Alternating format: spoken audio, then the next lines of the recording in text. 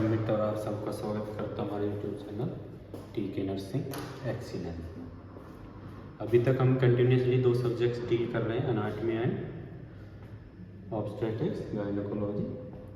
तो हमारी कुछ क्लासेस अनाटमी से रिलेटेड हो चुकी है और गायनी से रिलेटेड। लास्ट क्लास जो हमने गायनी की डिस्कस की थी वो थी हमारी ब्रेस्ट।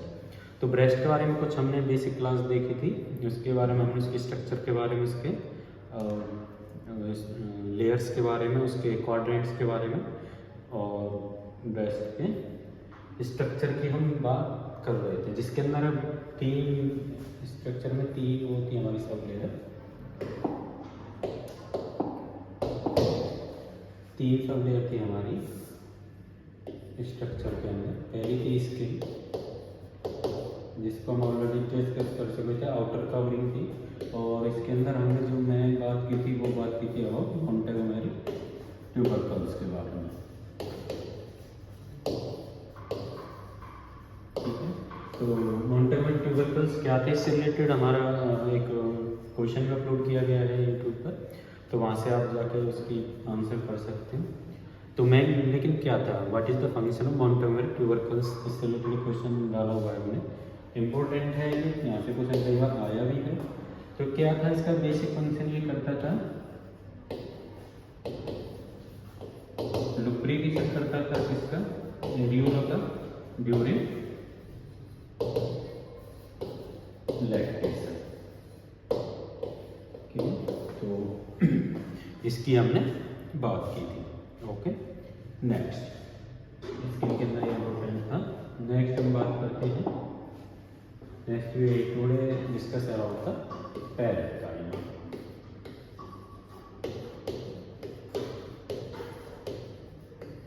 Okay, parenchyma. और इससे आगे जो नेक्स्ट कवरिंग या स्ट्रक्चर थी उसके हम बारे में बात करेंगे, that is stroma. Clear? Next अगर हम बात करें ब्रेस्ट डेवलपमेंट की, यहाँ से कई बार क्वेश्चन आता है, ये चीज़ यहाँ से समझ लेंगे। ब्रेस्ट डेवलपमेंट जब हम बात करेंगे पैरेन्काइमा की, तो पैरेन्काइमा कहाँ से डेवलप होता है? Parenchyma develop from ectoderm. याद रखना, कौन सी जर्म से लेयर से जनरेट होता है या फॉर्मेशन होती है पैरेन्काइमा की, फ्रॉम द एक्टोडर्म। और जब हम बात करेंगे we discuss about stroma. Stroma is developed from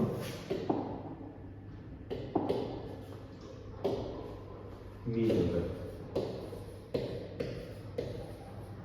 तो ये चीज मार्क कर लेंगे।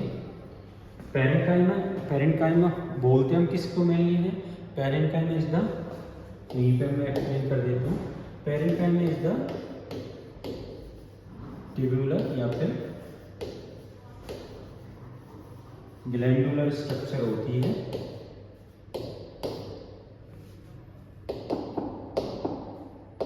ट्यूबुलर और ग्लैंडुलर स्ट्रक्चर ऑफ किसकी? ब्रेस्ट।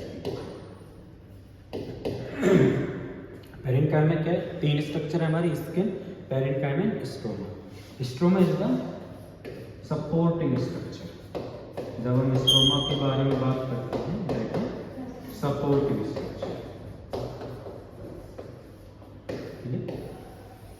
अभी हम बात कर रहे हैं पैरेन्काइमा के बारे में।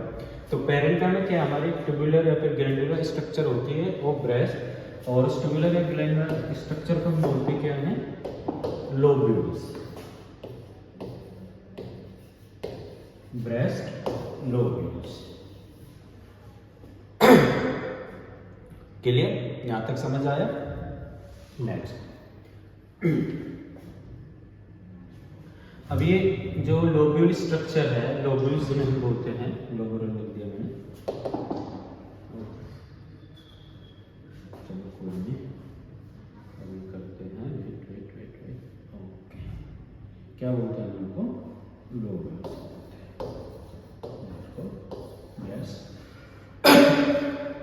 Breast lobules. Clear?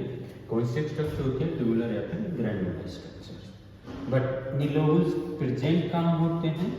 At the, क्या प्रेजेंट होती है?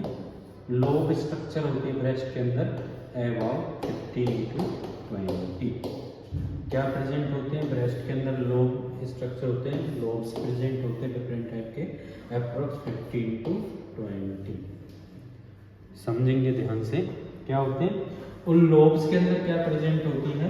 एक लोबुलर स्ट्रक्चर। कैसी होती है? ग्लैंडुलर या फिर ट्यूबुलर स्ट्रक्चर होती है। कई बार इसको ऐसे भी बोला जाता है, ट्यूबुलर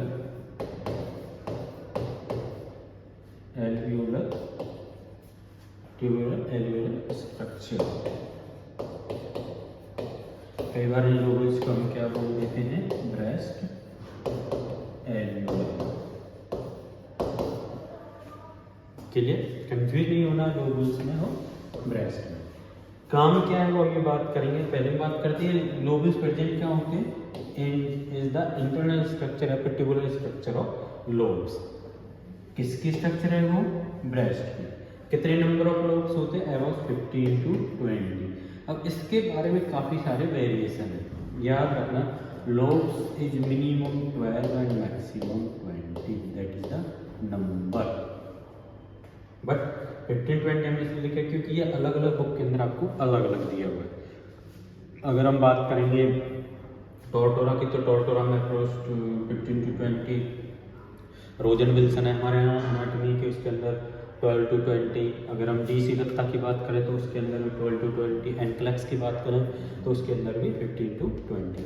तो इसलिए हम इसकी एवरेज जो लेंगे हम 15 to 20 ना लेंगे, that is 12 to 20 number of lobes are present in breast. Clear? Minimum 12 and maximum 20। ये मल्टीपल बुक से लेने के बाद जो हमने फाइनल लिया दैट इज 12 to 20। अब बात करते हैं अगर यही क्वेश्चन एग्जाम्स में आ जाए तो हम करेक्ट किसको मानेंगे? कई बार भाई एग्जाम्स में आ सकता है कि कितने ग्लैंडुलर स्ट्रक्चर होते हैं, नंबर ऑफ लोब्स कितने होते हैं, 15, 20 और एवरेज में आ जाए। तो हमें लेना किस किस के बीच में? In between 12 to 20। जो इन दोनों के बीच में होगा वही हमारा आंसर होगा। बाकी वो जो डिपेंड करता है वो डिपेंड करता है उस एग्जामिनेशन सेंटर के मानने पर। भाई वो एग्जामिनेशन उसका आंसर क्या मानता है आपका। किसी भी एग्जाम में आ जाए, KGM में आ जाए, स्टेट में आ जाए, सेंट्रल गवर्नमेंट में आ जाए, अब वो एग्जामिनेशन बोर्ड क्या आंसर मानना है लास्ट में वही करेक्ट रहेगा। क्लियर? तो पहली बात की थी हमने पैरेंकाइमा की, क्या होती है? लोबुलर स्ट्रक्चर होती है। Number of lobes is approx 10 to 100। Number of lobules alveoli structures की बात करते हैं, that is about 10 to 100। Clear? आगे हम बात करते हैं, अलग से मैं एक एक पॉइंट यहाँ पे क्लियर कर देता हूँ। पैरेंकाइमा में क्या है? एक सिंपल लिखते हैं, ग्लैंडुलर स्ट्रक्चर है पहली चीज। ठीक है? ग्लैंडुलर स्ट्रक्चर्स है, उस ग्लैंडुलर स्ट्रक्चर को हम बोलते क्या है? लोबुल्स। ठीक है? उनको हम बोलते हैं लोबुल्स। और जो लोबुल्स प्रेजेंट कहाँ होते हैं? Inside the lobes. Number of lobes की बात करें that is 12 to 20। Number of lobules की बात करें दैट इज 10 to 100। और लोबुल्स हम और क्या बोलते हैं? Breast alveoli. यहाँ तक के लिए नेक्स्ट हम बात करेंगे। अब रोल क्या है इन लोबुल्स का? रोल क्या है? क्या देखने को मिलता है during lactation? Clear? During lactation क्या होता है? इन लोबुल्स के अंदर हमें क्या देखने को मिलती है? हाइपरट्रॉफी। क्या देखने को मिलती है? हाइपरट्रॉफी। क्लियर? मैंने ऑलरेडी आपको पिछले क्लास में 2 पॉइंट बताए थे। एक बताया था हाइपरट्रॉफी, एक बताया था hyperplasia.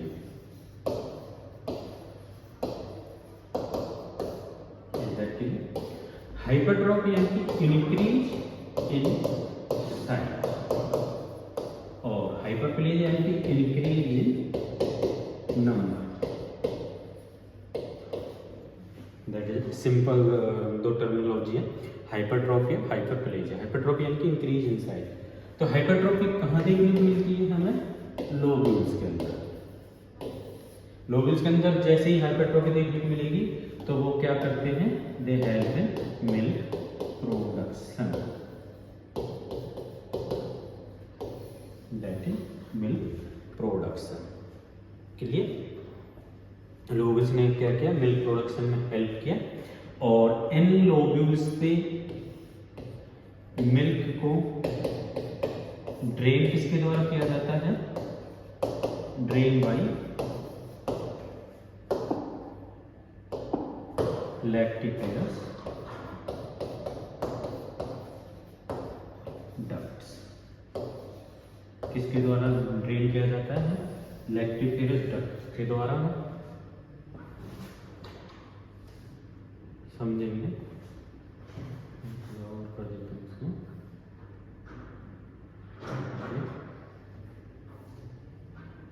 Clear? During lactation lobules present है, वो हमने स्ट्रक्चर की बात कर ली। अब मिल्क कैसे प्रोडक्शन होता है उसमें? हाइपरट्रॉफी हुई, जैसे उनके अंदर हाइपरट्रॉफी हुई, मिल्क प्रोडक्शन हमें देखने को मिला। कैसे देखने को मिलता है? ड्यू टू द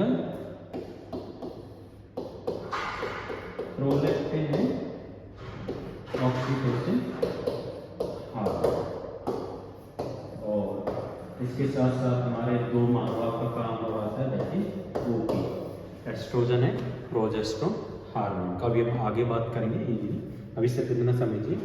लोब्यूल्स के अंदर क्या हुआ? हाइपरट्रॉफी, वहाँ से मिल्क प्रोडक्शन देखने को मिला।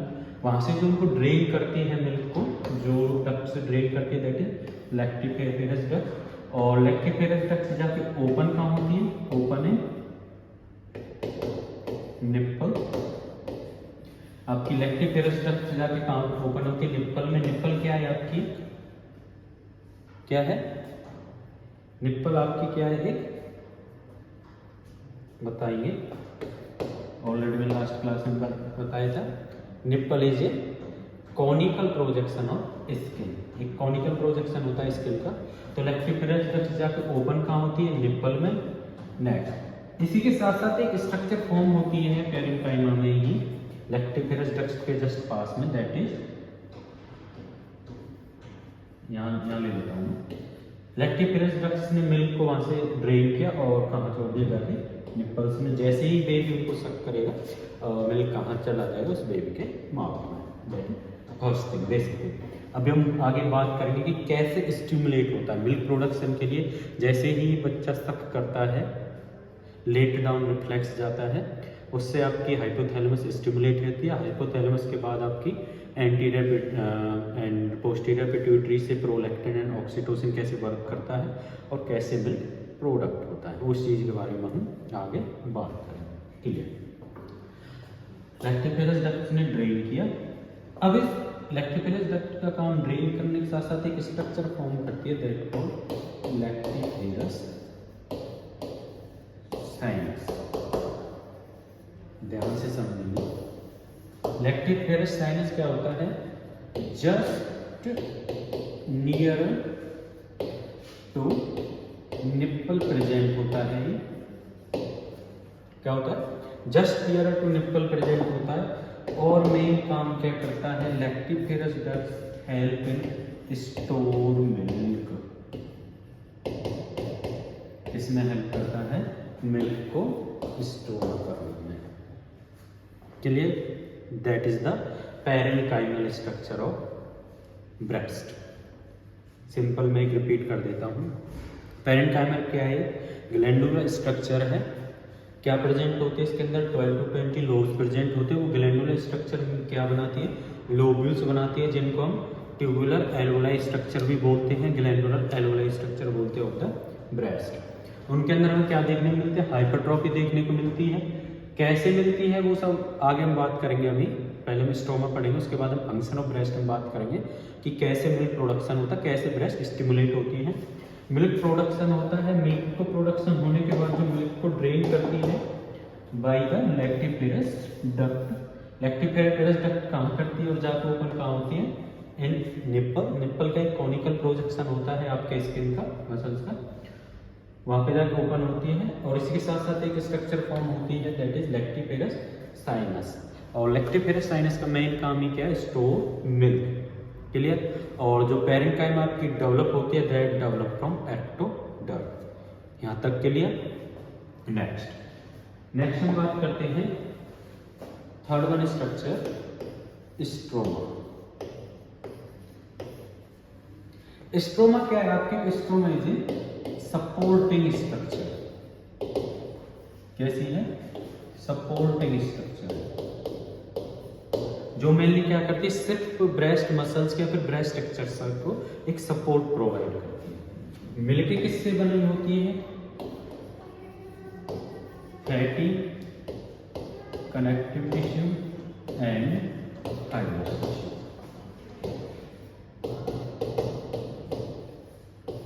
क्लियर। अगर हम स्ट्रोमा के डेवलपमेंट की बात करें तो स्ट्रोमा डेवलपमेंट कहाँ से होती है, मैं ऑलरेडी आप लोगों को बता चुका हूँ, that is from mesoderm. Clear. Note कर लेंगे that is most important question, parenchyma and stroma. Parenchyma develop from ectoderm and stroma develop from mesoderm. इससे पहले मैंने बताई थी आपकी स्ट्रक्चर बताई थी axillary of tails. Axillary of tail क्या है, एक एक्सेस में देखने को मिलता है हमें अपर लेटरल क्वाड्रेंट के अंदर टुवार्ड द एक्जिला, और उसके अंदर जो ओपनिंग होती है उसको हम क्या बोलते हैं, क्या बोलते हैं, लास्ट क्लास में बताया, आप ये चीज कमेंट में बताओ। लैंगर करके स्ट्रक्चर होती है, बट मैं वो छोड़ रहा हूँ, आप वो चीज़ मेरे को कमेंट में बताओगे जरूर कि लास्ट क्लास में कौन सी उस एब्नॉर्मल स्ट्रक्चर की बात की थी। क्लियर। फैटी और क्या है, फैटी कनेक्टिव और फाइब्रस टिश्यू से मिलकर बना होता है। फाइब्रस टिश्यू क्या होते हैं कि all over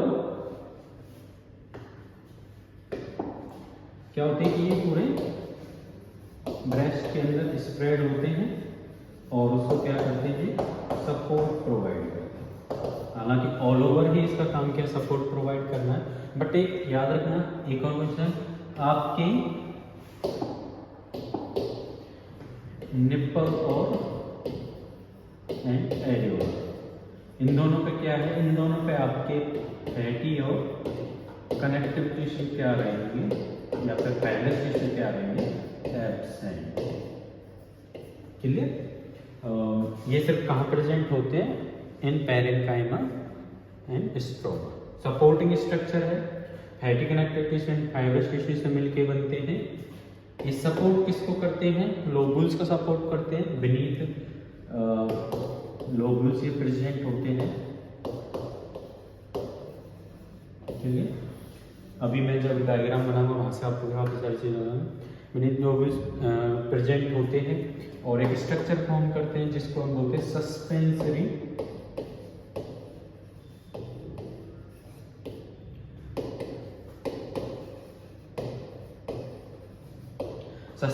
ligament of Cooper.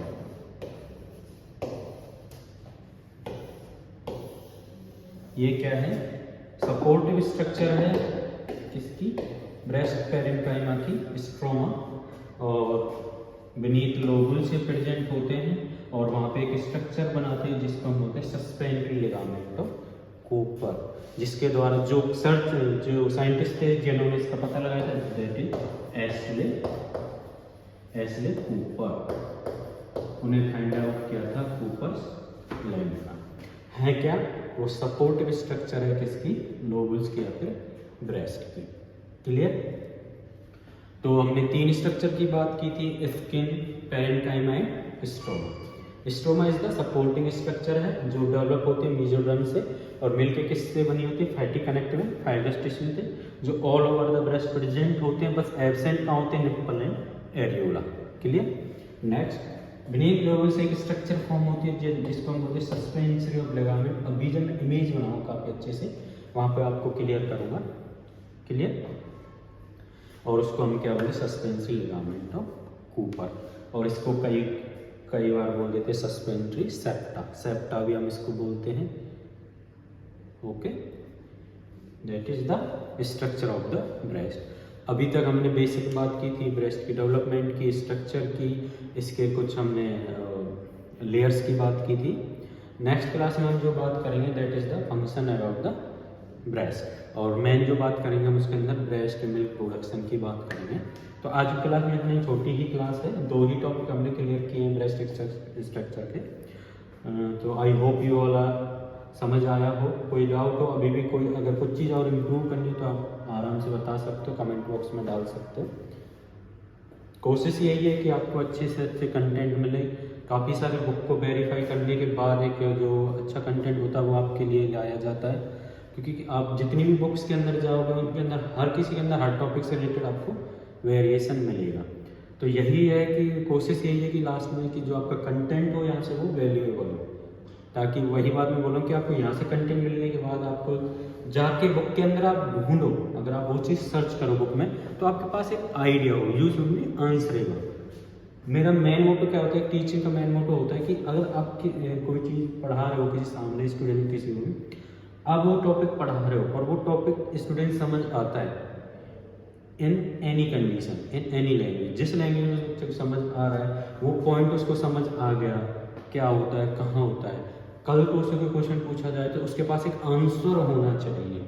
सिर्फ टीचिंग पढ़ाना मतलब नहीं होता, समझाना मतलब होता है कि वो स्टूडेंट जब कोई भी है, मैं भी पढ़ रहा हूँ कल को कोई टॉपिक कहीं बुक से, तो मैं उसे इस वे में पढ़ूँ कि अगर उस टॉपिक से रिलेटेड मेरे से कोई क्वेश्चन पूछा जाए तो मैं उस चीज़ के लिए आंसरेबल हूँ, कुछ ना कुछ मेरे पास उस एक आइडिया कंटेंट मेरे पास हो।